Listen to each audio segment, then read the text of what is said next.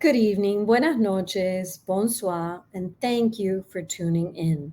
On behalf of all of us at the locally based, independently owned bookstore, Books and Books in Miami, Florida, and in partnership with Miami Book Fair, it's my pleasure to welcome you to a virtual evening with Francesca Momplaisir to discuss her new novel, The Garden of Broken Things, published by our friends at Knopf. Francesca Momplaisir is the author of My Mother's House. Born in Haiti, she studied at Columbia University, the University of Oxford, and New York University. She earned a doctorate in African and African diaspora literature as an NYU McCracken Fellow under her supervisor and mentor, Ngugi wa Thiong'o. She is a recipient of a Fulbright Fellowship to travel to Ghana to research the cultural retention and memory of the transatlantic slave trade. To moderate this evening's conversation, we're joined by Edwidge Tantikat, the author of several books, including Breath, Eyes, Memory, an Oprah Book Club selection, Crick Crack, a National Book Award finalist, The Farming of Bones, The Dewbreaker, Create Dangerously, Claire of the Sea Light, and Everything Inside. She is also the editor of The Butterfly's Way, Voices from the Haitian Diaspora in the United States, Best American Essays 2011, Haiti Noir, and Haiti Noir 2. She has written 7 books for children and young adults, and her memoir, Brother, I'm Dying, was a 2007 finalist for the National Book Award and a 2008 winner of the National Book Critics Circle Award for autobiography.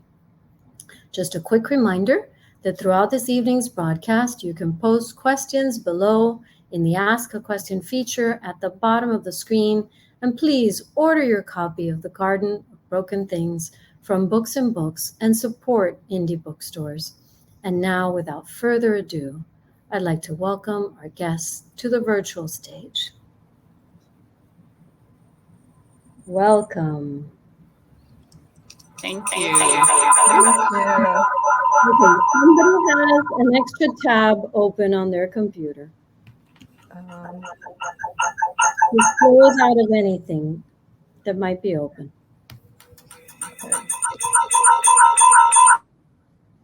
Okay.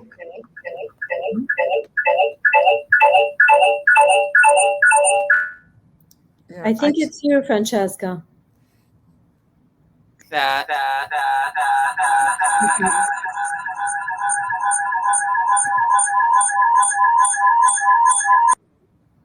Okay, she's going to come back on.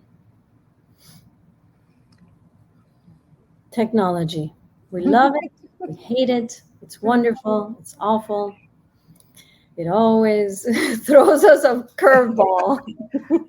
It might be me and Francesca, because last time we had a little glitchy one too. As my kids kept saying, "This is so glitchy." Oh. But thank you everybody for coming. Yes, it's wonderful to have you here this evening. Happy Haitian Heritage Month. Yesterday was Haitian Flag Day, so thank you for joining us. All right, I'm back. You're back. She's back. Okay, here we go. Thank you, Christina. Thank you, Books and Books. Thank you, Francesca, for joining us this evening to let us celebrate with you the publication of your second novel, The Garden of Broken Things. So I was just telling Christina and the folks watching, when we last talked, it was 2020, and it was pretty glitchy because people were still trying to figure out pandemic events. So if they watch it, they'll see this. Like, it looks very much like an early pandemic. So before we get into the book, I want to just talk about that. Like, what is it like now publishing, because you published your book in 2020, right? In like some of authors I know, and so you've only done this kind of thing online. I think you did some in person that I saw online, but initially you only did online events. So what is it like publishing now as as things are a little more open? It's phenomenal, actually, and it makes me realize just how much I actually missed out on in 2020. But also, so it's been really fun meeting people live and participating in these types of discussions live. But the best thing has been actually encountering readers and being able to ask questions face to face. So it's been really great. I think that what was great actually about 2020 and great about this virtual experience is that more people from more parts of the country and the world are able to join and actually just join from home, and that's been really great. So this also, you didn't have when a writer publishes their first novel. Mm-hmm. And then people often, talk about a sophomore hump, right? Where it's very difficult to get a second one written. You didn't seem to have a sophomore hump. Did you have this book already written before the first one was published, or were you one of those super productive folks during the pandemic? I was definitely the latter. So this is my pandemic baby. It was. It's something that I've had in my head for a long time, wanting to write about the 2010 earthquake in Haiti. So it wasn't necessarily starting from scratch because a lot of the think work had already been done. But the bulk of the work was actually done during the pandemic, including a trip I made to Haiti in 2020, at the end of 2020. Yeah. So I like the way you say like the think work, because I often, when people talk, sometimes, folks will ask, how do you deal with writer's block? And I think sometimes writer's block is when you haven't been through, done that think work, when the work is sometimes not ruminated fully. Right. So I like how you've described it. And you also mentioned the earthquakes, and I've heard your book being described in different ways. Your novel, it's a beautiful book. I've very gripping, like your first one, my mother's house, and I've heard it described different ways, as an earthquake novel, a kind of matriarchal novel, a novel about motherhood and the choices, especially Black motherhood. How do you think of it? How would you describe it for folks who, because it's early, it was just published, who may not have had a chance to read it yet? I think it's all of the above, to be quite honest. There are a lot of things going on, and I think that some have characterized it as a disaster novel, but I think that the disaster is less of an environmental one or a physical one, but more so the catastrophe of heartbreak that's experienced in the novel during it and immediately after the earthquake. The maternal piece is extremely accurate because there are multiple generations of mothers throughout the novel, and that's very, very critical. And then being a Black mother, which I think is an element that was inspired tremendously by the lockdown, but especially the murder of George Floyd and the supposed racial reckoning in America. But it really I tried to really channel the emotions that I was feeling, especially having two young sons myself, about what it means to mother a Black child and that sort of anxiety. Mm-hmm. The book begins with a refrain, "There must have been," and I, if it's easy for you to reach for, I forgot to tell you in the prep that it would be so beautiful to hear you read that at the beginning. Okay. Would you mind reading that bit? Absolutely, yeah. Absolutely. And actually, I read this section as well as the end for the the audio version of the book as well. And it is, if I had a favorite part of the book, this probably is it, because poetry is my first love. There must have been a woman bracing herself in a doorway, arms spread as if on a cross, palms against the frame to keep a house and herself from collapsing. There must have been a radio playing, sound squeezed out of speakers, first tilting, then tumbling off of the low table made from a plank of wood atop a dusty plastic bucket. There must have been window panes, mismatched sets of flower-patterned plates shattering, mirrors slicing through reflections, fingers and feet drawing blood.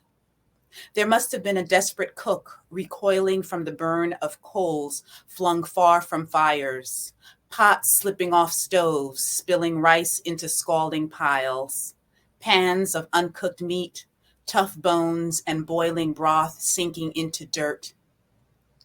There must have been stick figure children on scraps of paper stolen from sacred notebooks, scattered drawings by scattered children on the shaking ground where they once ran safely. There must have been lovers on a mattress as low as a rug on the floor, wondering if they had finally made the earth move, bent breaths between stifled moans, coming, not from the tangled lovers, although they cried as the low ceiling crashed on top of their bare bodies. There must have been a stretched out shriek of bottomless pain from the core of the confounded earth cracking open. There must have been shattered limbs, bodies flattened by dense slabs of invincible concrete, bodies, so many bodies, sequestered in closed caves with no room to breathe, only space for flies to flow in and out of crevices of flesh, making their way to infinite meals after the quake. There must have been blood, so much blood, leaking from the crush, pooling, then flowing so slowly to satiate the ground and gods that had not encountered liquid of any form in months. Greedy gods, each awaiting their turn for the blood to flow over their lips, then into the broken mouth of the ground itself. There must have been a hungry grove of green trees, dry tan leaves gathered at their feet, like children waiting patiently for soon-come kisses that would never arrive.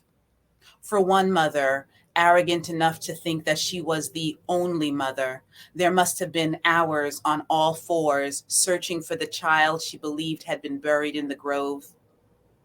That same night, that only night, those only hours in the deep dark of searches suspended until the morning, there must have been one mother, the only mother, she thought, fingers blindly clawing close to the roots of plantain trees in a grove that would always and only grow ghosts and graves. So that's so profound. I found myself like going back to it, and I think, and you do, it becomes a refrain, like different section of this other elements become a refrain throughout the book. You mentioned that you're also a poet. What did that come first? Because that also feels like sort of a capsule, like for the book that you then expand into narrative. So did the poetry come first, or did the narrative then come after, or did they come together? Because different bits of that are, Yeah. appear and appear throughout the book. The poem didn't come first. The rest of the text actually came first, but there are parts of the poem that I had written a long time ago for other purposes, just to really experience in a literary sense the earthquake. So I had written pieces of the poem and then brought them together to encapsulate the novel, and then leveraged those small epigraphs for each chapter. So as a writer that books come together in different ways, and sometimes in odd ways. So this sort of book ending of the novel with the poem is something that evolved as well, but more so towards the end. Mm-hmm. and along the same line of sort of weaving and returning and coming. So I saw an interview that you did with WGBH where they asked you 5 questions, and one of the questions that if you had 24 hours to live, what would you do? And you said you would take your boys to Haiti. And then the book is in many ways a return to Haiti narrative, which is I think somewhat common in many households, and you show all the different ways. Like my dad, for example, would literally take my brothers to the airport, like with their passports and their suitcase, and it's like, you're going to Haiti. And I, looking back now, you sort of like, wasn't that kind of a way to?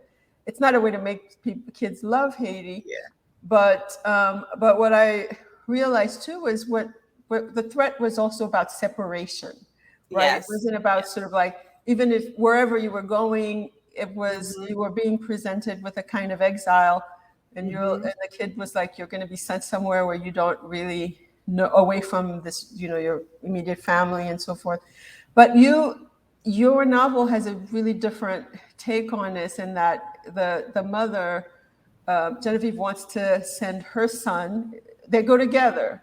They go together. Yeah. So can you tell us about like that flip on the sort of forced return? Yeah, that forced return is very common in many cultures, for many immigrants in the United States and the world over, where parents will threaten the children with being sent back to wherever they came from, but also especially Haitians. My parents used to threaten me, if you don't shape up, then I'm sending you to Haiti, and you're going to really experience what it is like to live without certain privileges, and the things you take for granted. And so in this novel, Genevieve, the protagonist, takes her teenage son, who's been acting out, to Haiti, so that they can bond, but also so that he can experience this place that he comes from. Although my children have not acted out, I've always wanted to take them to Haiti, but unfortunately, it has always been, something always happens in Haiti that keeps us from going, and it's a lot of my fear. But it's really important that they make this sojourn, and that's something I express in the novel. The other part about this return trip to Haiti is that it's both punishment, but also a refuge, because of what's happening in the United States and the fear that Genevieve feels for her teenage son, if he should have a violent encounter with the police. And so it's to save his life and to protect him, but also to give him that wake-up call. Mm-hmm. Yeah. I think Genevieve is so self-aware, like she's really aware of her privilege, and has a kind of ongoing guilt about Haiti, and I think offers, the characters end up going at not an opportune time. There, an earthquake happens.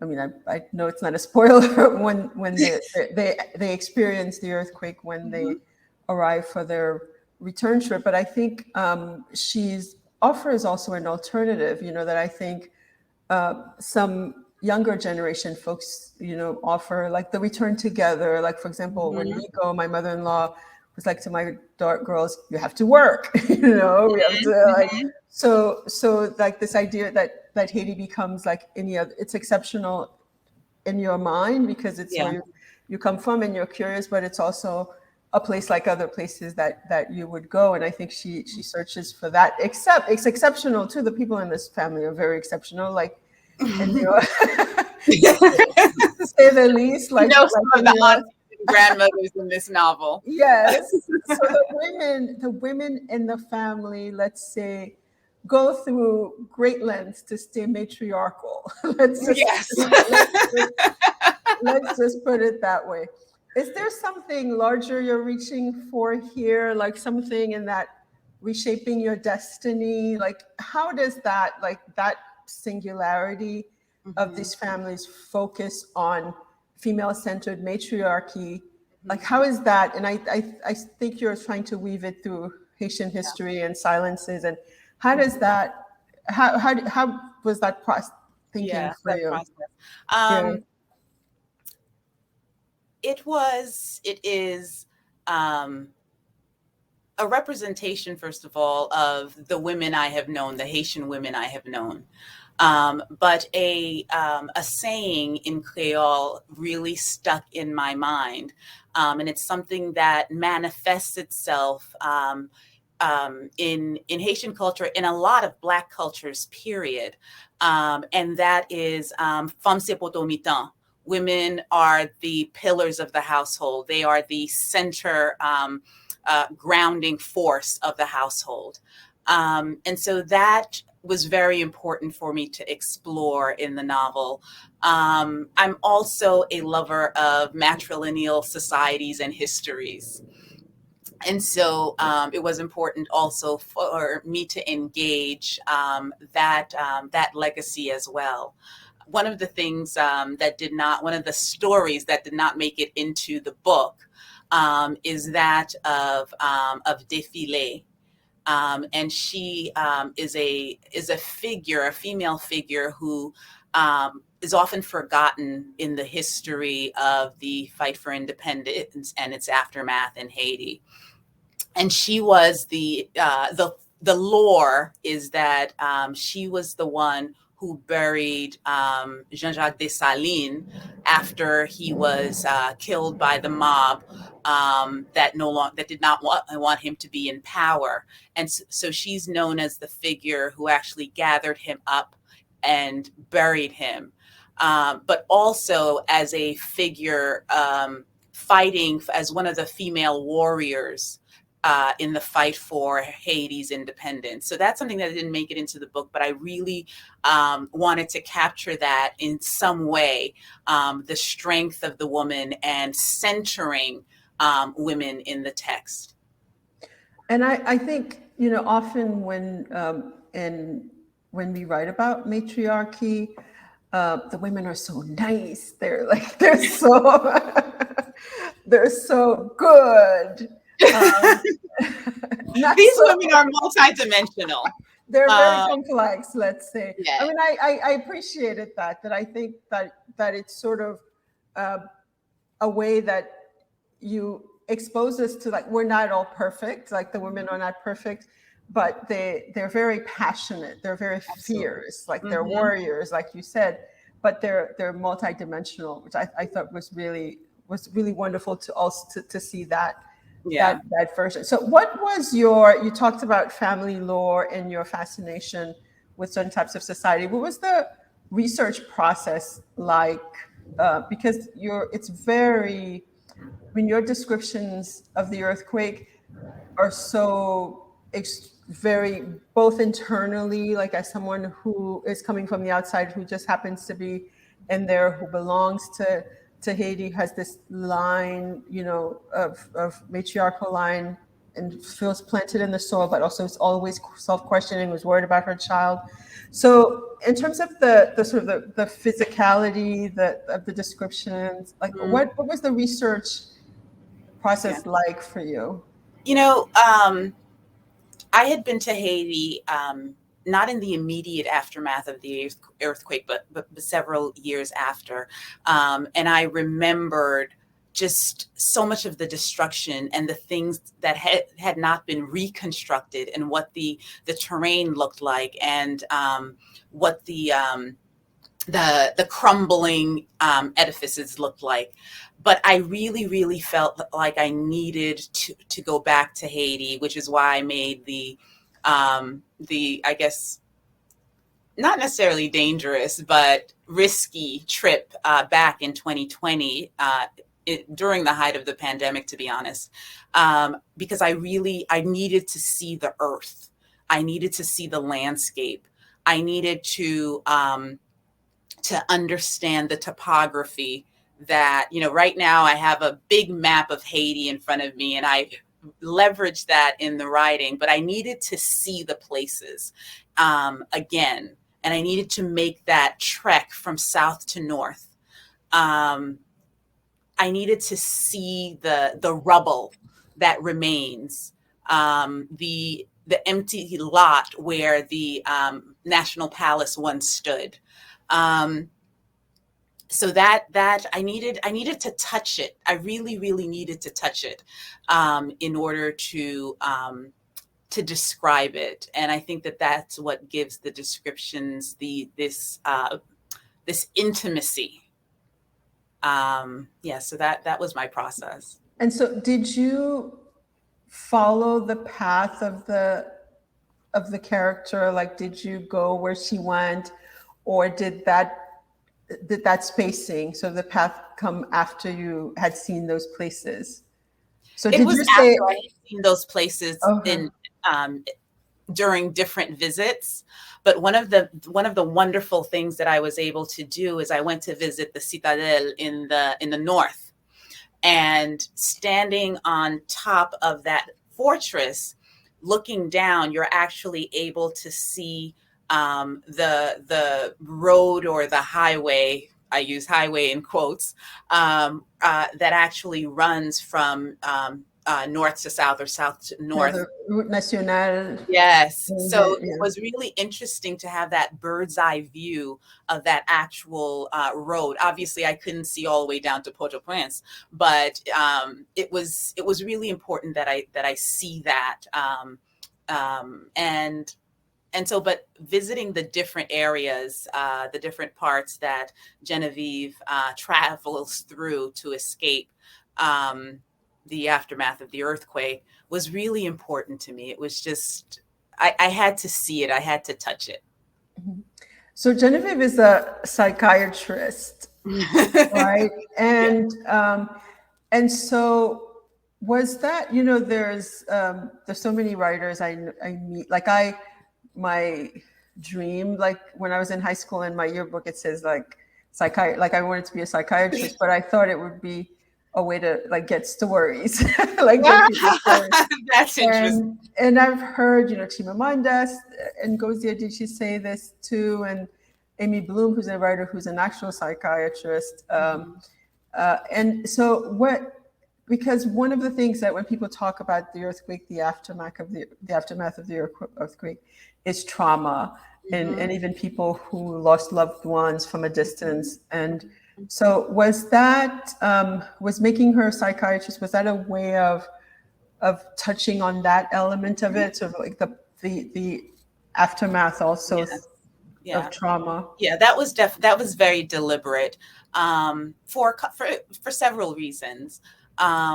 One is because I wanted a character who was self-aware and introspective. That was important to me, even though there are moments when Genevieve is less than self-aware, but sometimes hypercritical as well. But in terms of the trauma experienced by those who actually experienced the earthquake, that was very important to me. The psychosis, the psychology, the mental state, the emotional state that is often not addressed in African and African diaspora cultures. The secrecy that shrouds, the family, the happenings in the family. You're not supposed to speak to strangers about this, even if it's going to help you process trauma. And there's this neglect of, it's self-neglect, but it's a collective cultural neglect of mental health and mental illness that I really wanted to address in the book as well. There is a small section, don't ask me to read it because I have no idea what it is right now, where when Atea is sort of going through her changes, I won't give away the story, where the narrator talks about the fact that nobody thinks about the the psychological impact of this sort of physical trauma, generational trauma, collective trauma, historical trauma. So that was important to me, to make her a psychiatrist for those reasons. I know there's going to be a lot of people in the Haitian diaspora who, when they read the book, that they're going to have a lot of moments where they recognize like a relative of or someone or some incident. And I think like people, I think in the sort of the African diaspora in general, like the Caribbean diaspora, but one of the, for me, it was just some little things like, you know, someone goes to someone's house, like that person in the family who has all the pictures you've never seen, including ones you're in. Yes. And then and someone goes, ma petit photo sa. Yes. And I was like, I've been in that. You've like, been there. I've been there. Like I've been in Montreal, and it's like, oh, ma petit photo sa. But now I think people just take a photo, like they'll take a photo picture of the photo. Yes. with their phone. Yes. So, and then I realized that a lot of the sort of the resonance, like a lot of the things I recognized was through language, and the way that you play with even with a story, you know, old lady that, you know, and the mother, the grandmother of the, you know, telling a story, but it's not necessarily a folk tale, but just a regular story, and then still saying, "Et puis yote ba mon coup de pied, m'tombe là," you know, they take me in, like that. So like bringing folklore into daily life. So what is as a, you know, as a poet, also there's the lyricism of your language, but what is how did you see like those types of things, like especially through the language fitting into the story? Because it's both in Haiti and here, like it's not, you know. It's, you know, it's how I've lived and what I've experienced. And so the language that's in the novel, like some of the spirituality that's in the novel, is just part of a fluid existence for me. It's the things I grew up with. They're inextricable from each other. And so it just seems so natural to me that that there would be this language and these small passages or small sayings throughout the novel, because that's how I live, and that's how I've lived, especially being in a Haitian culture, a very deeply rooted family that brought this culture and held on to it for dear life in the US. And so these things always existed or played themselves out in daily life. And that's something I wanted to capture. You know, the storytelling, the lyricism. You know, I remember being a kid and we would sit, you know, during the summers outside with the grown-ups, and you know, they would nous tirer compte, basically, that, you know, there would be these riddles that you try to solve. And then, you know, the bigger story that would be told by the elders. So that was something that is just, it's home. It's the home that I carry inside. And so it was really important for me to depict that throughout the novel, but it never felt inorganic. It never felt unnatural to me. It was just, you know, this is the life. This is how I live. Yeah. We're going to open soon for questions. So if folks want to ask a question, please put it in the ask a question area of the screen, and I will see it and I'll ask Francesca the question on your behalf. So while we're waiting for the questions, your last novel, My Mother's House, was narrated by a house. You know, when people say if these walls could speak, you made them speak. So what's next?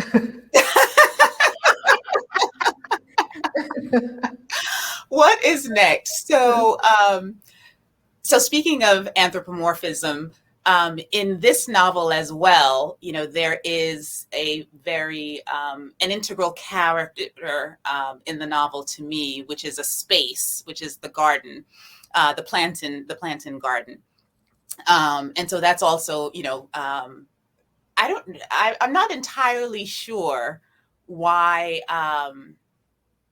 spaces speak to me or speak in the novels. But I feel like it's really, the setting is often a backdrop in many novels. And I think that that's how human beings treat spaces. The idea that a space existed before anyone was in it, before we stepped into the room, before we stepped into the house, before anyone stepped onto the land, especially when you think of the Americas and the claiming of a space, and thinking, in the imperialist sense that a space was discovered and now it is mine and now it is owned. I like the autonomy of spaces, the independence of them, the freedom of them, the honoring of their existence. So what's next? Actually, I've started on the next book, and it's actually going to be partly historical fiction set in the United States. So it's more of the African American experience that I am also part of as a Black person in America. So it is actually about a eulogist, a person who is hired or volunteers to deliver eulogies on behalf of families that may not have the words to actually properly honor their loved one. So I haven't figured out the space yet, but I'm sure that it'll come somehow. It'll materialize and manifest itself in some way. But that's what I'm working on for the next book. That sounds amazing. I mean, also the possibilities for language in there, because it's someone working with words. I think it sounds really like it'll be a beautiful experience and another opportunity for you to, in a way, genre hop. Yes, right? I definitely did that between my mother's house and the Garden of Broken Things. Absolutely, Yes. Absolutely, very different books.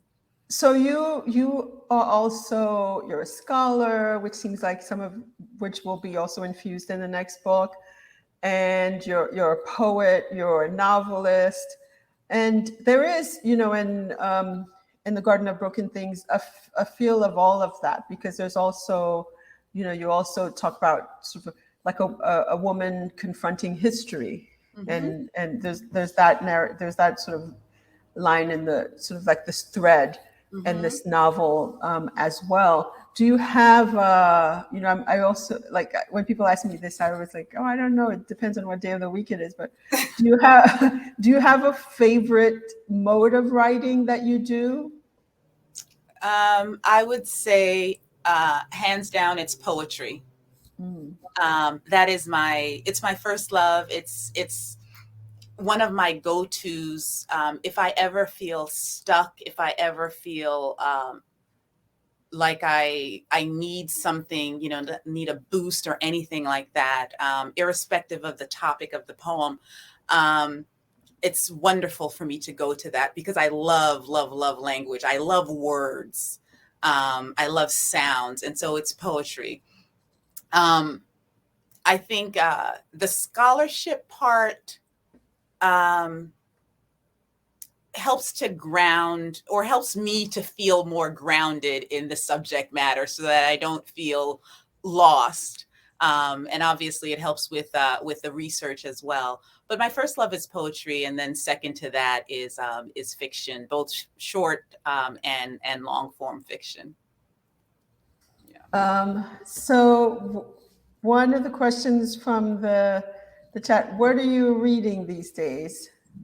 What am I reading these days? So it's very hard for me to read and write simultaneously. So I'm actually not reading anything at the moment.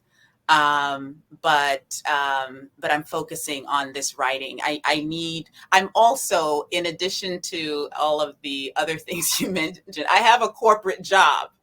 Oh, wow. Yes, I have a corporate job. And so I reserve the mind space or the mind space is shared between the children, the writing, the corporate job. And so it makes it very difficult for me to focus on reading. But as I take breaks in between writing and whatever breaks I have, I do the reading. Well, for better or for worse, I do binge on various Netflix or Prime or HBO, whatever it is, series. And what am I binging right now? I like a lot of very dark stuff. So I can say, well, you like to hit me right. You think? That does not surprise me.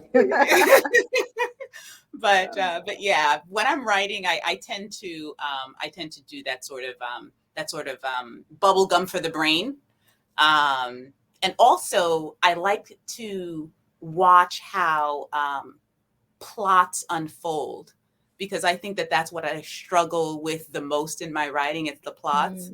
The language and the characters come very naturally. The plotting is a whole other story. Yeah, I mean, to make it make sense, and I think in a novel, it's just like there's so much to hold in your head all at once, right? Yeah. Especially in a complicated, sort of like multi-layered novel like yours. So what am I reading? I've just finished reading your book. And I'm also reading my friend Regine Jean-Charles, who's a scholar, sister friend of mine. A book of hers called Looking for Other Worlds, Black Feminism and Haitian Fiction, which will come out later this year. So I've been reading that and really loving, rediscovering through her, like Haitian women writers, Yannick Lyons, Caitlin Mars, Evelyn Touyo, who she focuses on this book. Yeah. Next question. Next question. So you mentioned this a little bit because we talked about sort of the pandemic writing. So the question: How long did you work on the book? And you can also help us define what work on the book means. Right. You talked about the sort of thinking work. Mm-hmm. Yeah, the thinking work, I think, is always happening. Like with the current book I'm writing, I would say that I'm more in the thinking phase than in the, hands on the keyboard phase. The writing part, I'll say that the building of the book, I consider it the building of the book. I'll do character treatments. I'll do an outline from which I'll diverge various times. But this particular book, it took me, and this is not intentional, it took me about 9 months to come up with a usable draft. And that was the draft before I could even think about sending anything to my editor at Knopf.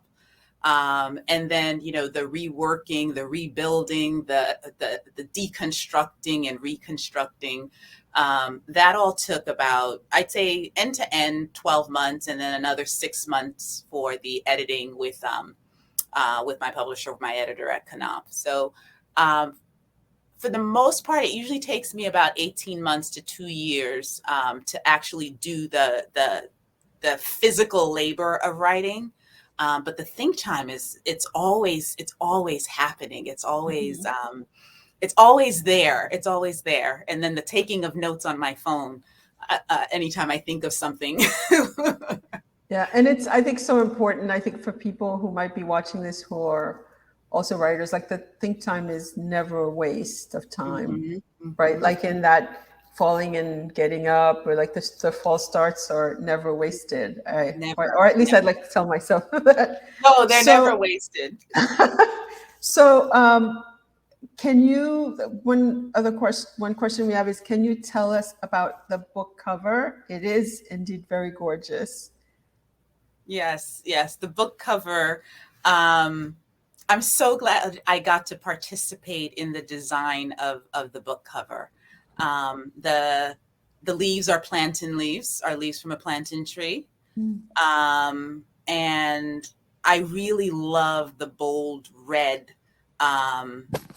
of the lettering, and then obviously they're crooked and slanted like the ground, and then that small picture of a mother and of a female figure and a male figure following. That was from the original draft of the book cover that had been designed. But I love this cover. I really, really love this cover, and I just am so glad that I got to help pick some of the pieces of this. As I have to say, I have a really great visual artist in my family who also helped critique the various book covers that were submitted. And he would tell me, no, that's not, no, that's too common, that's too, no, that color doesn't really pop enough, or what have you. So that I had that blessing to have someone who actually knows what they're doing with a book cover, participating in the process. That's always a wonderful thing, to have your own in-house expert Yes. to go over. And you probably love it too, because you got to participate. I think that's so important to be part of the process. Another question is, I love what you said about scenes. When writing scenes, how do you, both of us, I guess, ensure that they are rich, touchable, and real? So Do you want to answer first? I'll give it a try. So for me, I have to see it in my head. I have to almost feel like I'm walking through it, Yep.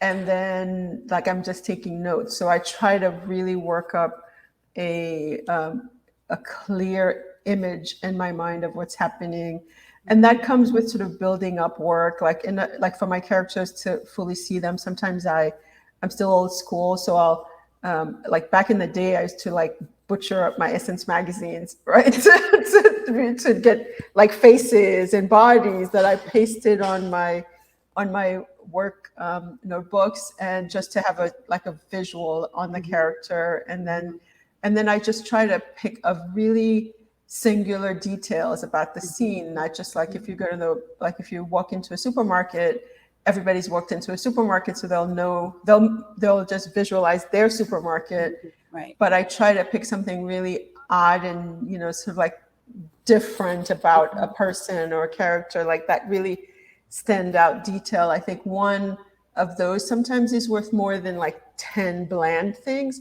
Right. But it's really like to paint a picture. I try to really, but first I have to see it. So I have to kind of evoke that imagery for myself, and then just seem like I'm just describing it. Yes, yes. And that I agree entirely. Very similar way of approaching things.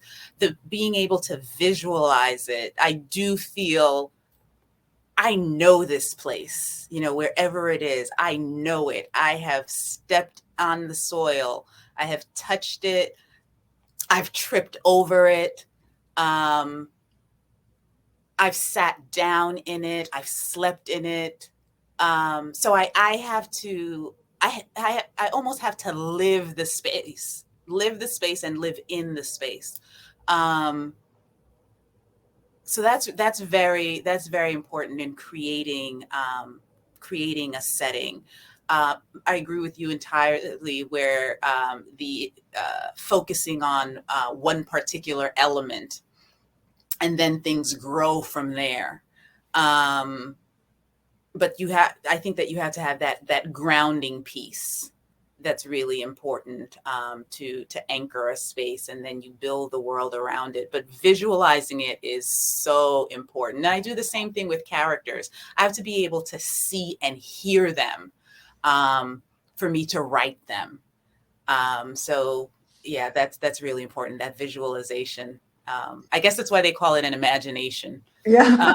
Yeah. And I mean, I think also like one other thing structurally, like very, is to actually think of it as like it's a scene and then you move on to another scene, because sometimes it, like I try to build my books in scenes, like to go like this happens and then this, it doesn't have to be linear. There rarely are even, but just to be able to block a moment out so you can get the fullness out of it, like whether it's through dialogue, through progressing the story.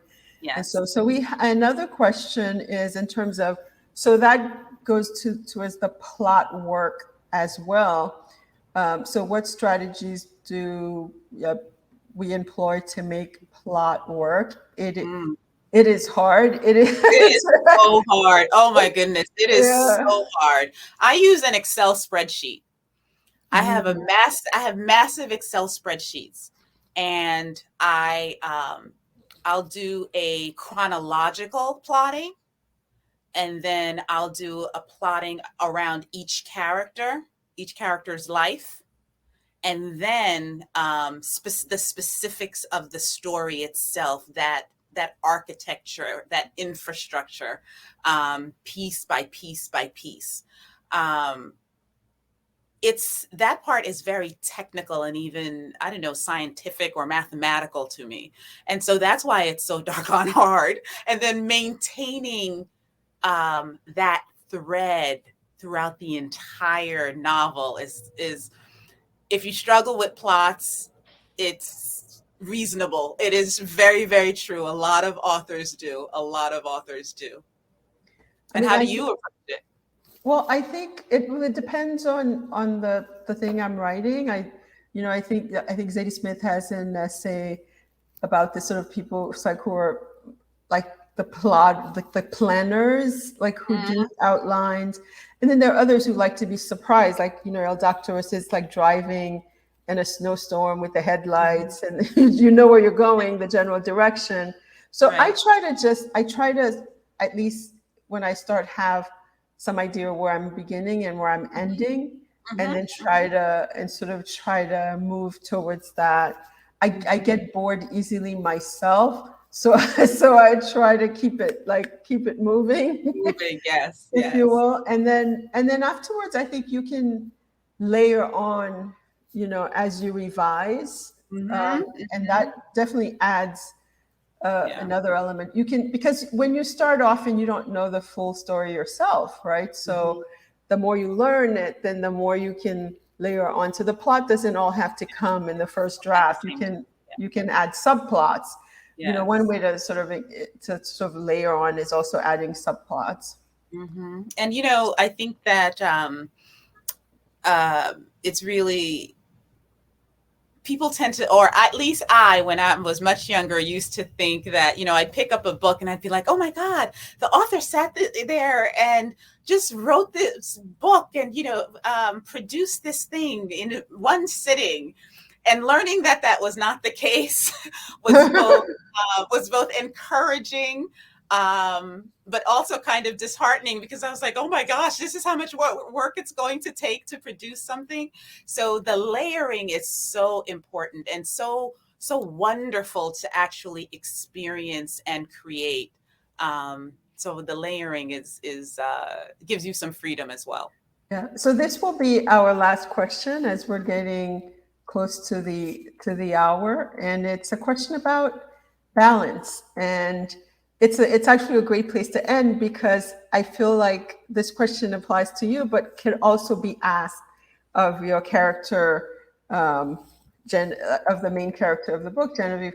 How do you balance writing, corporate job, motherhood, and I'm reading the question as it's written, and dating? Okay, so the last part is so easy. Okay, I do not date at all.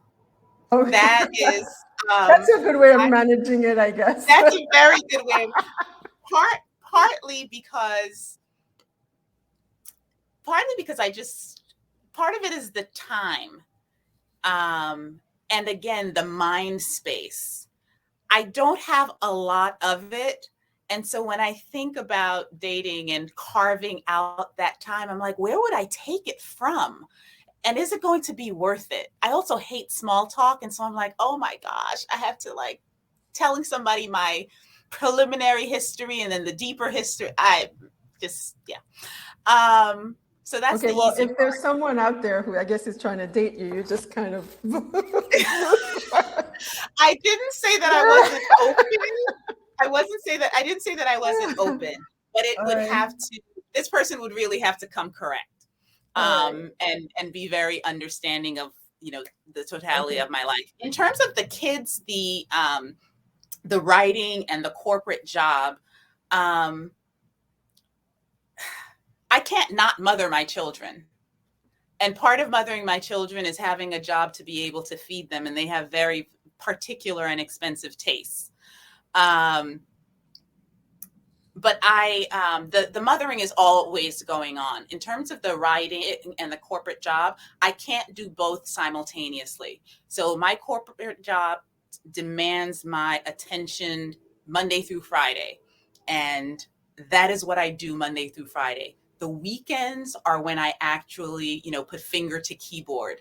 But, you know, at least during the week, I'm able to take down notes, you know, late at night, you know, something might wake me up, a word or a phrase or what have you. So I'm able to do little things, but I have to separate the two. It's two very different parts of my brain that I have to engage in order to write and then to do the corporate job. But balancing it, you know, I hate to say this and stereotype or make men feel badly, but it's what women do. Somehow we manage. It's what, you know, we're those, we just do it. We just do it. Yeah, I guess you also do it because you have to. And I think that's something that Genevieve would say as well, right? And the Garden of Broken Things. Which we have been discussing this past hour and would urge everybody to go out and get. And Christina will come back and tell you how. Thank you for joining us to chat with us about your book. Thank you again, Books and Books, for having us. Thank you. Thank you to both of you. What a fascinating conversation. What a rich conversation. Great questions. Oh my gosh, just wonderful. And yes, that's what we do, what women do. That's what women do. Balance a lot of things, but it's still incredibly impressive that you hold a corporate job and have managed to write these novels. It's incredible. So congratulations. Thank you. One thing I wanted to mention about the book purchases, and Books and Books doesn't know this yet, but you will receive some tote bags. Yes, that has the image of the Garden of Broken Things on one side and then my mother's house on the other side. So anyone who purchases one or more of my books will actually get a tote bag. Oh my God, I love that. Okay. Yeah, so if you buy two books, you get a tote bag. We will be looking out for the tote bags. We love those. Yes. Thank you so much. Okay, great.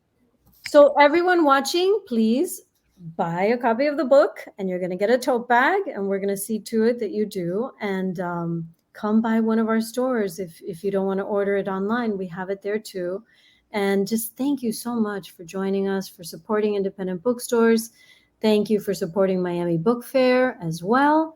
And I just wish you the very best. And I hope that I will see you in person soon. Thank you. Thank you for being with us. And thank you to everyone watching. Thank you. Good night, everyone. Good night, everybody.